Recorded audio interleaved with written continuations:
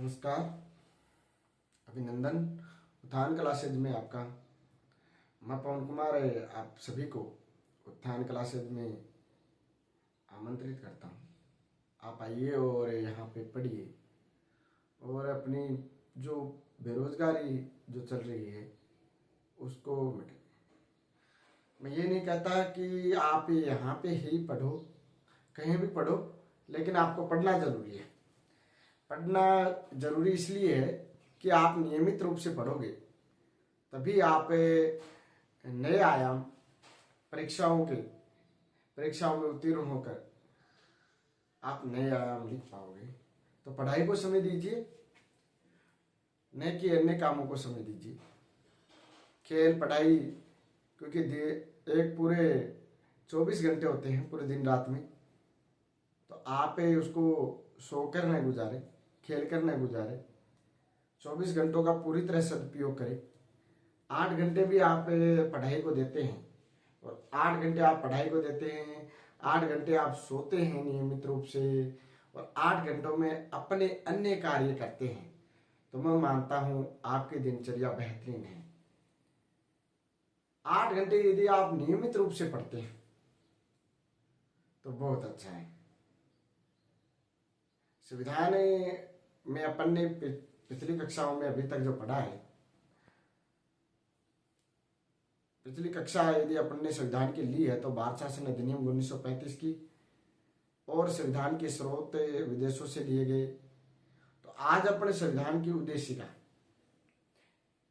यानी कि 22 जनवरी 1947 को जब संविधान सभा ने पंडित जवाहरलाल नेहरू के द्वारा उद्देश्य प्रस्ताव जो पास किया गया, वो ही उद्देशिका अपने संविधान की थी। उसमें कुछ अलग तथ्य यानी कि स्वतंत्रता भी 7 प्रकार की थी, है ना, उसमें कुछ अलग थे और ये ही उसका ही सार अपन मान सकते हैं कि प्रस्तावना ही उद्देशिका है। जो उद्देश्य प्रस्ताव पंडित जवाहरलाल नेहरू ने पास किया था वो उद्देशिका ही प्रस्ताव है, ये अपना मान सकते हैं। और आपको ये मुक्त जबानी याद होनी चाहिए। ये पूरे संविधान का सार है कि संविधान अपने को क्या क्या देता है, संविधान अपने को क्या क्या देता है। ये पूरे संविधान की, जैसे एक किताब होती है, किताब में पहले पन्ने पर सभी के पाठ वो दे रखे होते हैं कि इस पाठ इसमें ये है, तो यही अपनी प्रस्तावना है कि प्रस्तावना पूरी किताब का निचोड़ अपने एक लिखते हैं, संक्षिप्त रूप से लिखते हैं। तो पूरी संविधान का जो निचोड़ है कि संविधान में क्या भारतीय लोगों के लिए क्या क्या है, जनता के लिए क्या क्या है, ये इस प्रस्तावना में दे रखा है।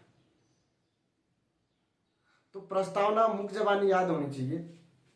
जैसे कि हम भारत के लोग भारत को एक संपूर्ण प्रभुत्व संपन्न समाजवादी पंथ निरपेक्ष लोकतांत्रिक गणराज्य बनाने के लिए तथा उसके समस्त नागरिकों को सामाजिक, आर्थिक और राजनीतिक न्याय, विचार, अभिव्यक्ति, विश्वास, धर्म और उपासना की स्वतंत्रता, प्रतिष्ठा और अवसर की समता प्राप्त करने के लिए तथा उन सब में व्यक्ति की गरिमा और राष्ट्र की एकता और अखंडता सुनिश्चित करने वाली बंधुत्व बढ़ाने के लिए दृढ़ संकल्प होकर अपनी इस संविधान सभा में आज तारीख 26 नवंबर 1949 ईस्वी मिति मार्क्सिस शुक्ल सप्तमी 2006 विक्रमी को एदत द्वारा इस संविधान को अंगीकृत, अधिनियमित और आत्मसमर्पित करते हैं। ये संविधान की प्रस्तावना है जो आपको याद होनी चाहिए। आप पढ़ते होंगे तो कॉपी के या किताब के लास्ट पन्ने पे दे रखा होगा। याद नहीं हुई तो एक बार और मेरे साथ बोलिए, आपको याद हो जाएगी। क्लास में ही याद करनी है। हम भारत के लोग भारत को एक संपूर्ण प्रभुत्व संपन्न समाजवादी पंथ निरपेक्ष लोकतांत्रिक गणराज्य बनाने के लिए तथा उसके समस्त नागरिकों को सामाजिक, आर्थिक, राजनीतिक न्याय, विचार, अभिव्यक्ति, विश्वास, धर्म और उपासना की स्वतंत्रता, प्रतिष्ठा और अवसर की क्षमता प्राप्त करने के लिए तथा उन सब में व्यक्ति की गरिमा और राष्ट्र की एकता और अखंडता सुनिश्चित करने वाली बंधुता बढ़ाने के लिए दृढ़ संकल्प होकर अपने इस संविधान सभा में आज तारीख 26 नवंबर 1949 ईस्वी मिति मार्गशीर्ष शुक्ल सप्तमी संवत 2006 विक्रमी को एतद द्वारा इस संविधान को अंगीकृत अधिनियमित और आत्मसमर्पित करते हैं। ये अपने संविधान की क्या है, प्रस्तावना है। क्या है? प्रस्तावना है, जो सबको याद होनी चाहिए। और प्रस्तावना अपने को क्या क्या देती है, ये इस प्रस्तावना के विषय में अपन चर्चा करेंगे। आज हम प्रस्तावना के ही विषय में चर्चा करेंगे। आपको याद हो जानी चाहिए, प्रस्तावना अपने संविधान का मूल रूप है और प्रस्तावना में कोई चेंजमेंट नहीं हो सकता कि संविधान संशोधन के द्वारा कहा गया और कब प्रस्तावना में चेंज किया गया, ये अपन इस क्लास में देखेंगे। तो प्रस्तावना के विषय में जब पहली लाइन है, हम भारत के लोग, भारत को एक, हम भारत के लोग, यानी कहा गया है कि हम भारत के लोग, भारत को एक, यानी कि हम बस सभी संविधान सभा के भारतीय लोग हैं। और लास्ट लाइन देखो, अंगीकृत अधिनियमित और अमर आत्मसमर्पित करते हैं, यानी कि हम भारत के लोग अंगीकृत अधिनियमित और आत्मसमर्पित करते हैं, यानी कि जो हम भारत के लोग, भारत को संपूर्ण, भारत यानी कि संविधान का जो स्रोत है वो भारतीय जनता है। संविधान का जो स्रोत है वो क्या है? भारत की जनता है। सोर्स ऑफ पावर, यानी कि सोर्स ऑफ पावर, भारत में शक्ति सबसे ज्यादा जो शक्तिशाली है, शक्तिवान है, वो संविधान के अनुसार भारतीय जनता है। संविधान के अनुसार भारतीय जनता, और भारतीय जनता को संविधान के अनुसार ही चलना है। भारतीय जनता को संविधान के अनुसार ही चलना है। और हम भारत के लोग, भारत को संपूर्ण, यानी कि शासन की जो अंतिम शक्तियां हैं वो भारत की जनता में है। सोर्स और पावर, शासन की जो अंतिम शक्तियां हैं वो भारत के लोगों में है। तो उसके बाद भारत को क्या है, भारत को बनाने के लिए, भारत को एक क्या बनाना है अपने को, वो संविधान में लिखा कि भारत एक ऐसा राज्य होगा। कैसा राज्य होगा? संपूर्ण प्रभुत्व संपन्न, समाजवादी, पंथ निरपेक्ष, लोकतंत्रात्मक गणराज्य। भारत की राज्य की प्रकृति होगी, यानी कि भारत एक देश, देश न लिखकर राज्य लिखते हैं, क्योंकि देश और राज्य अलग है। भारत एक राज्य है, संविधान में राज्य शब्द ही है। तो संपूर्ण प्रभुत्व संपन्न, यानी कि न तो बाह्य न आंतरिक कोई ऐसे मामले जिसमें किसी अन्य देश का हस्तक्षेप हो, मामले भारतीय मामले में भारत सरकार या भारतीय लोग ही उसमें निर्णय ले सके।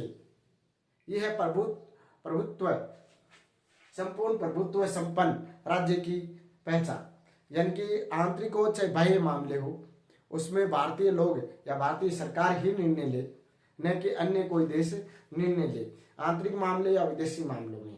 तो यह है प्रभुत्व संपन्न राज्य, संपूर्ण प्रभुत्व संपन्न, ये राज्य की प्रकृति। फिर है समाजवादी, समाजवादी राज्य, यानी कि व्यापार वाणिज्य विवागम, कोई साम्यवादी और समाजवादी। भारत ने दोनों चीजें अपनाई हैं, साम्यवादी और समाजवादी, दोनों चीजों की मिश्रित जो अर्थव्यवस्था है भारत ने वो अपनाई है। तो भारतीय राज्य की प्रकृति संपूर्ण प्रभुत्व संपन्न, समाजवादी, पंथ निरपेक्ष। पंथ निरपेक्षता का अर्थ होता है भारत में, भारत के लोगों का, भारत एक राज्य है, वो उसका कोई धर्म नहीं होगा, भारत के राज्य का कोई धर्म नहीं होगा।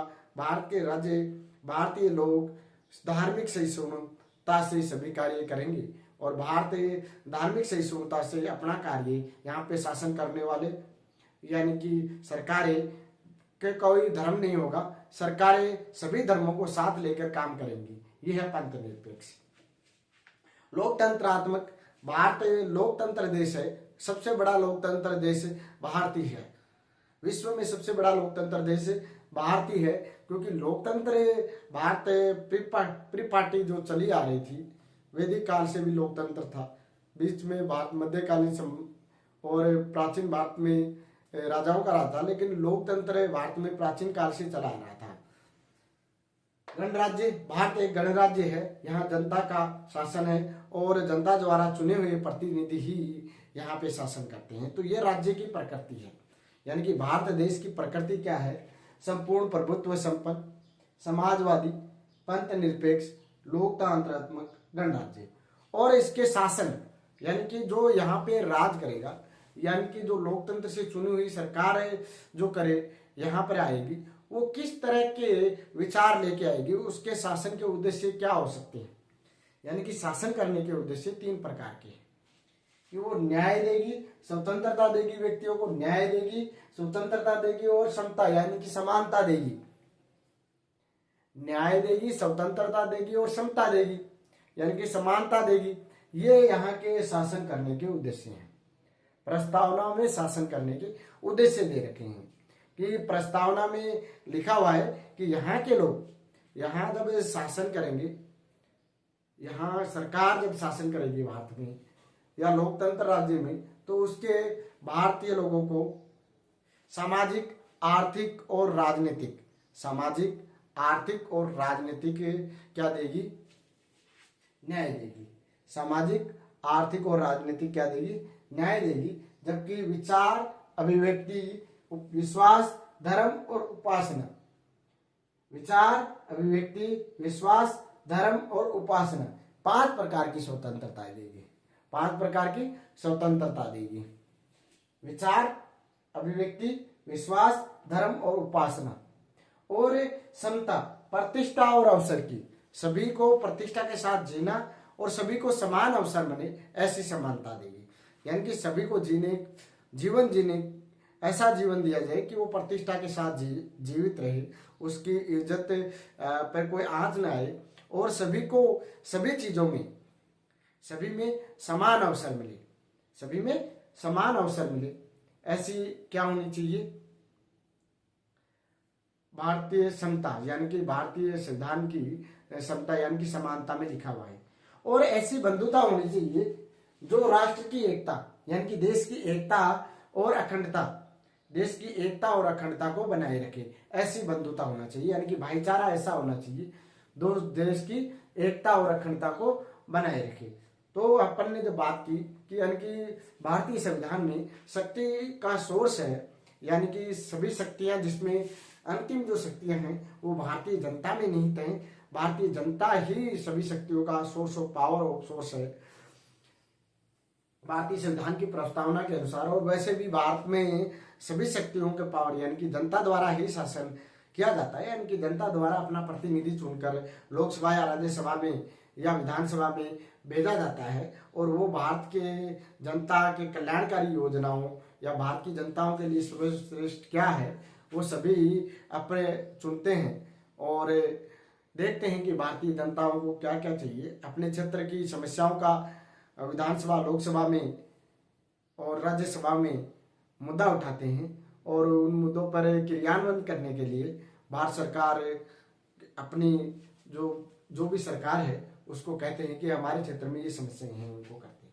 यानी कि सोर्स ऑफ पावर भारत की जनता है। और भारत की राज्य की प्रकृति संपूर्ण प्रभुत्व संपन्न, समाजवादी, पंथ निरपेक्ष, लोकतंत्रात्मक और गणराज्य। ये आपको क्रम वाइज याद रखना है, कभी कभी क्रम से जचाने आ जाते हैं कि संपूर्ण प्रभुत्व संपन्न, समाजवादी, पंथ निरपेक्ष, लोकतंत्रात्मक, गणराज्य। ये 5 के एक राज्य भारत की प्रस्तावना में जो शब्द हैं उनको क्रम से जचाइए। राज्य की जो प्रकृति है उनको क्रम से जचाइए। तो क्रम से जचाने के लिए क्या है? संपूर्ण प्रभुत्व संपन्न, समाजवादी, पंथ निरपेक्ष, लोकतंत्रात्मक, गणराज्य, ये 5 है। तो फिर शासन के उद्देश्य पूछ लेते हैं कि शासन के उद्देश्य क्या है? तो न्याय, स्वतंत्रता और समता, यानी कि न्याय, स्वतंत्रता और समानता। तो न्याय 3 तरह की है, सामाजिक, आर्थिक और राजनीतिक न्याय। सामाजिक, आर्थिक और राजनीतिक न्याय। तो आर्थिक न्याय को हटा दिया गया मूल अधिकारों से, स्वतंत्रता से। फिर है 5 प्रकार की स्वतंत्रता। 5 प्रकार की क्या है? स्वतंत्रता है। विचार, अभिव्यक्ति, विचार, अभिव्यक्ति, विश्वास, धर्म और उपासना की। विचार, अभिव्यक्ति, विश्वास, धर्म और उपासना की। और दो तरह की क्षमता है, प्रतिष्ठा, किसी व्यक्ति की प्रतिष्ठा और उसको समान अवसर की समानता दी जाए, ये है प्रस्तावना में। और बंधुत्व है, ये प्रस्तावना है। बंधुत्व है देश की एकता, देश की एकता यानी कि राष्ट्र की एकता और अखंडता सुनिश्चित करने वाली बंधुत्व हो। ठीक है, तो इसके बाद अपने आगे के दृढ़ संकल्प होकर अपनी इस संविधान सभा को आज तारीख 26 नवंबर इन शब्दों पर विचार करते हैं। तो आप लिखिए, इसको आप लिखिए, मैं मिटा देता हूँ, उसके बाद इसको लिख लीजिए आप।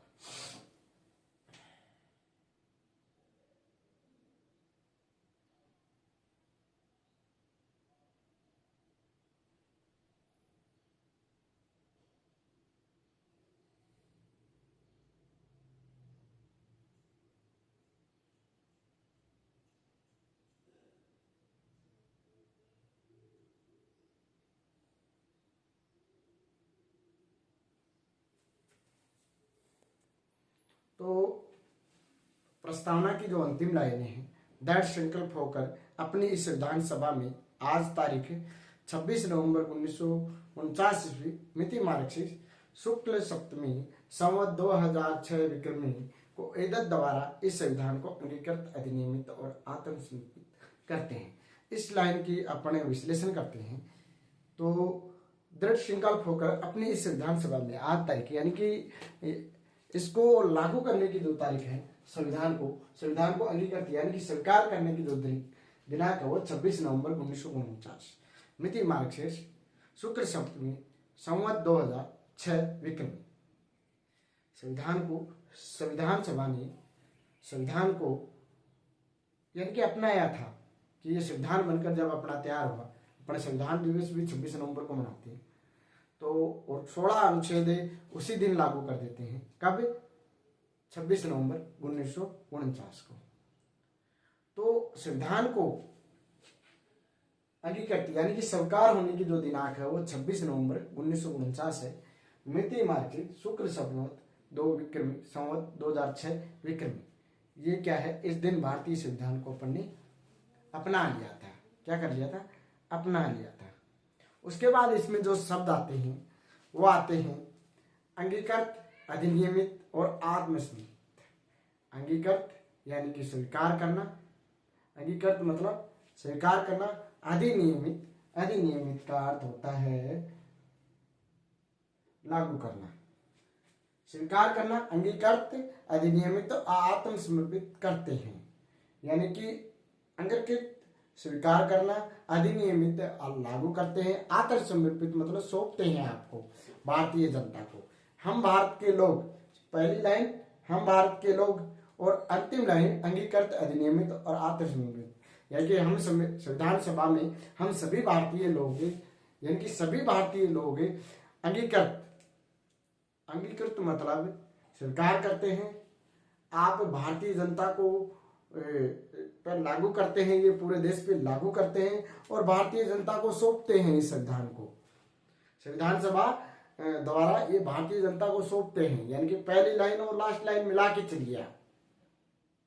ठीक है, तो प्रस्तावना की जो प्रथम पंक्ति है हम भारत के लोग, ये अमेरिका से ली गई है और ये प्रस्तावना की जो संपूर्ण भाषा शैली है जहां से ये लिखा गया है, ऐसी भाषा, ये जो भाषा शैली है जिस भाषा शैली में लिखा गया है वो ऑस्ट्रेलिया से लिया गया है। कहां से लिया गया है? ऑस्ट्रेलिया से।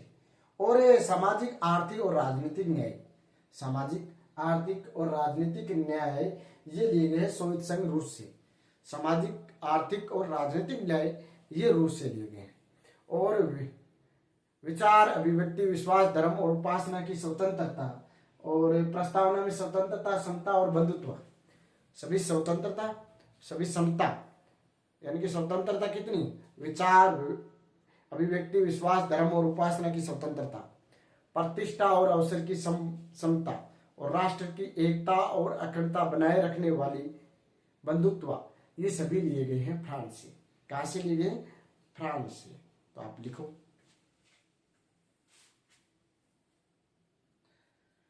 लिख लीजिए, नोट्स ये साथ साथ ही नोट्स की तरह मैंने लिखा है। लास्ट में एक बार वापस मैं प्रस्तावना बोल दूंगा तो आपको याद हो जाएगी पूरी तरह, अपनी क्लास क्लियर, प्रस्तावना क्लियर हो जाएगी एकदम। इसके प्रमुख जो दो वाद हैं, बेरुवाड़ी वाद और केशवानंद भारती विवाद है, वो दोनों दिखाते हैं और दोनों इसमें से प्रश्न उसी में से आते हैं। इसमें से प्रश्न आने की संभावना कम है, लेकिन जो सुप्रीम कोर्ट के निर्णय हैं, साथ साथ राजनीति विज्ञान में 2 या 3 प्रश्न आज के टाइम में सुप्रीम कोर्ट के निर्णय पे आते हैं। तो अपन इसके जो सुप्रीम कोर्ट के निर्णय हैं वो भी साथ साथ लिखा देंगे। ठीक है, लिख लो आप। प्रस्तावना पर सुप्रीम कोर्ट के जो निर्णय हैं दो, वो महत्वपूर्ण है और प्रश्न उनसे ही पूछे जाते हैं। और तो आपको ये दोनों बेरुवाड़ी वाद और केशवानंद भारती बनाम केरल राज्य, ये दोनों विवाद याद होना चाहिए। और दोनों विवादों में सुप्रीम कोर्ट ने अलग अलग निर्णय दिए, दोनों अलग अलग हैं। यानी कि जो है बेरुवाड़ी वाद है 1960 का, प्रस्तावना पे उस पे जो बहस के बाद सुप्रीम कोर्ट ने निर्णय दिया, वो निर्णय दिया कि प्रस्तावना संविधान का भाग नहीं है, प्रस्तावना अलग से है, ये संविधान का भाग नहीं है। लेकिन यदि किसी अनुच्छेद की प्रस्तावना में, यानी कि कोई भी निर्णय हम कर रहे हैं, कोई भी सुप्रीम कोर्ट निर्णय कर रही है, न्यायिक पुनरावलोकन कर रही है, उसमें किसी अनुच्छेद की भाषा हमको संदिग्ध लगती है तो हम प्रस्तावना की सहायता ले सकते हैं, हम प्रस्तावना की सहायता ले सकते हैं। लेकिन प्रस्तावना में संशोधन नहीं कर सकते क्योंकि ये संविधान का भाग नहीं है। लेकिन हम कोई निर्णय दे रहा है, सुप्रीम कोर्ट कोई निर्णय दे रहा है, कोई भी निर्णय दे रहा है, उसमें यदि प्रस्तावना की, कोई भी केस के अंदर प्रस्तावना की सहायता हमको लेनी है, किसी अनुच्छेद के तहत प्रस्तावना की अपने को सहायता लेनी है, तो वो सहायता हम ले सकते हैं, लेकिन उसमें परिवर्तन नहीं कर सकते। तो एक ये याद रखना कि बेरुवाड़ी वाद में कहा, सुप्रीम कोर्ट ने कहा कि प्रस्तावना संविधान का भाग नहीं है। कभी कभी प्रश्न पूछ लिए देते हैं और 4 निर्णय दे दिए जाते हैं कि इसमें से किसमें कहा कि प्रस्तावना संविधान का भाग है या प्रस्तावना संविधान का भाग नहीं है। तो एक तो बेरुवाड़ी वाद में कहा कि प्रस्तावना संविधान का भाग नहीं है, जबकि केशवानंद भारती केस में कहा कि प्रस्तावना संविधान का भाग है। लेकिन बेरुवाड़ी वाद में ये कहा गया कि यदि किसी अनुच्छेद की, यदि संविधान में कोई भी ऐसा अनुच्छेद हो जिसमें यह लगे कि हमको निर्णय देने में दिक्कत हो रही है, तो हम प्रस्तावना की क्या ले सकते हैं, सहायता ले सकते हैं। क्या ले सकते हैं, सहायता ले सकते हैं। ठीक है। और दूसरा है केशवानंद भारती, और संविधान में संशोधन नहीं कर सकते। बेरुवाड़ी वाद में कहा कि प्रस्तावना में कोई भी संशोधन नहीं कर सकता। तो केशवानंद भारती में कहा, केशवानंद भारती और केरल राज्य 1973, इस केस में कहा कि प्रस्तावना संविधान का भाग है। प्रस्तावना किसका भाग है, संविधान का ही भाग है, संविधान का ही भाग है। और इसमें संशोधन भी किया जा सकता है, इसमें संशोधन भी किया जा सकता है। लेकिन क्या नहीं होना चाहिए, संविधान का जो मूल ढांचा है वो परिवर्तन नहीं होना चाहिए, वो परिवर्तन नहीं होना चाहिए। ये इंदिरा गांधी के टाइम की बात है। अपने मिनी कॉन्स्टिट्यूशन कह सकते हैं 1976 वाला जो संविधान संशोधन था 42वां, उसमें इतने परिवर्तन हुए, उतने परिवर्तन हुए, खूब परिवर्तन हुए।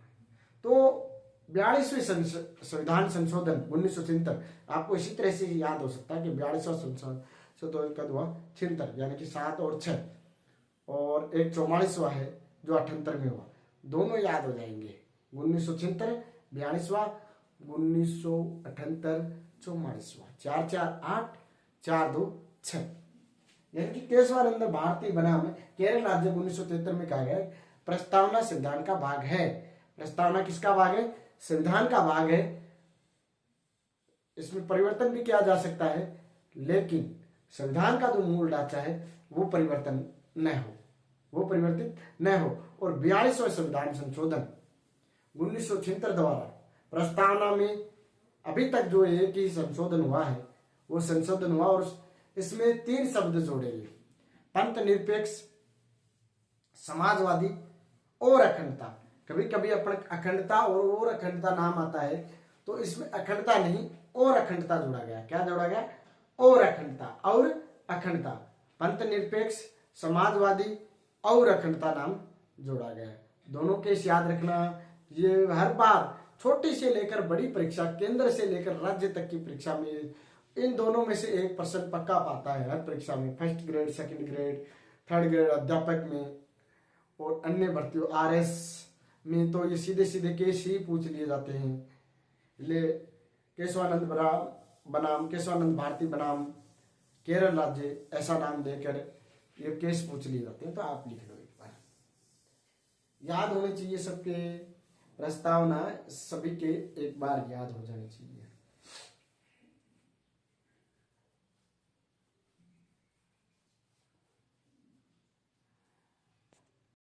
अब प्रस्तावना के विषय में महत्वपूर्ण तथ्य कहीं भी आपको लिखे हुए नहीं मिलेंगे, क्योंकि प्रश्न कभी पूछा नहीं है अभी तक। लेकिन आरपीएससी अभी खोद के प्रश्न निकाल रही है, एनसीईआरटी आधारित प्रश्न निकाल रही है। तो क्या पता आरपीएससी इनमें से भी प्रश्न पूछ रहे, लेकिन कभी पूछा नहीं है अभी तक। लेकिन फिर भी मैं आपको लिखा देता हूँ, क्योंकि क्या पता, आरपीएससी का कोई भरोसा नहीं है। जैसा आरपीएससी फर्स्ट ग्रेड का पेपर था, उस आधार पे लग रहा है कि आरपीएससी किसी भी पूरे संविधान में से किसी को भी छोड़ने वाली नहीं है। राजनीतिक विचारकों से लेकर उनकी पूरी बुक पढ़नी पड़ रही है कि एक राजनीतिक विचार के लिए बुक लिखी तो वो पूरी बुक पढ़नी पड़ रही है। इस तरह से प्रश्न बना रही है आरपीएससी। ये तैयारी करने वाले और न तैयारी करने वाले विद्यार्थियों के साथ हो सकता है कि बहुत ज़्यादा तैयारी करने वाले, बीच की तैयारी करने वाले, इन सभी के साथ एक नाइंसाफी सी है कि इतना भी हार्ड आपको पेपर नहीं पढ़ाना। उनसे किताब थोड़ी लिखवानी है अपने को, आरपीसी को किताब लिखवानी है क्या उनसे, सभी से अलग से किताब नहीं लिखवानी है, उनको पढ़वाना है बच्चों को पढ़वाना है उनसे। तो इतना ज्ञान काफ़ी है। इस तरह का पेपर है बनाइए। आरपीसी को मेरा सुझाव है कि इस तरह से ही पेपर बनाइए। तो आप प्रस्तावना के महत्वपूर्ण, प्रस्तावना पर जो चित्रकारी की है वो राम मनोहर सक्सेना ने की है। यह प्रश्न कभी पूछ लिया जाता है कि प्रस्तावना पे चित्रकारी किसने की, राम मनोहर सक्सेना ने की। प्रस्तावना पे चित्रकारी किसने की, राम मनोहर सक्सेना की। प्रस्तावना संविधान की कुंजी है, किसने कहा, अर्नेस्ट मेके ने कहा। प्रस्तावना संविधान की कुंजी है, किसने कहा, अर्नेस्ट मेके ने कहा। जबकि प्रस्तावना संविधान के आत्म आभूषण है, प्रस्तावना संविधान का आत्म आभूषण है, ये किसने कहा, ठाकुरदास भार्गव ने कहा। किसने कहा, ठाकुरदास भार्गव ने कहा। और प्रस्तावना संविधान की राजनीतिक कुंडली है, ये किसने कहा, के.एम. मुंशी ने कहा। तो ये चीजें आपको याद होनी चाहिए। प्रस्तावना अपना टॉपिक कंप्लीट होता है और मैं आशा करता हूँ कि अभी मैं या तो अनुसूचियां पढ़ाऊंगा या संविधान की विशेषताएं पढ़ाऊंगा। कि संविधान की अनुसूचियां 12 अनुसूचियां, मूल संविधान में 8 अनुसूचियां, 4 उसके बाद जोड़ी गई, और यह संविधान की विशेषताएं। उसके बाद अपना मूल अधिकार, राज्य के नीति निर्देशक तत्व, मूल कर्तव्य, राष्ट्रपति, ये टॉपिक अपने चलेंगे। उपराष्ट्रपति, प्रधानमंत्री, ये सभी टॉपिक अपने चलेंगे। उसके बाद ये मान लो कि आपकी पूरी हो जाएगी राजनीति विज्ञान इस महीने। यदि दीपावली की छुट्टियों में भी यदि मैंने क्लास ली, तो यदि दीपावली छुट्टियों में, क्योंकि मैं घर जाऊंगा, यहाँ से छुट्टी होती है 12 तारीख से, तो 12 तारीख से मैं घर जाऊंगा। तो उसके बाद वहाँ पे मेरे पास स्टूडियो नहीं है, यहीं पे स्टूडियो है। तो मैं अभी देख रहा हूँ कि रोज ज़्यादा क्लासें बनाने की कोशिश करूँ जो छुट्टियाँ हैं इसमें। वहाँ पे स्टूडियो ले जाना भी नहीं है, तो यहाँ ही चलती है। तो अपन उठान क्लासेज की 12 या 13 दिन की छुट्टी भी हो सकती है, ध्यान रखना। चलो कोई बात नहीं, एनीवे जैसा भी होगा मैं पोस्ट के द्वारा आपको अवगत करा दूँगा। तो ये है संविधान की प्रस्तावना, आप लिख लीजिए। इसके साथ धन्यवाद, राम राम साहब।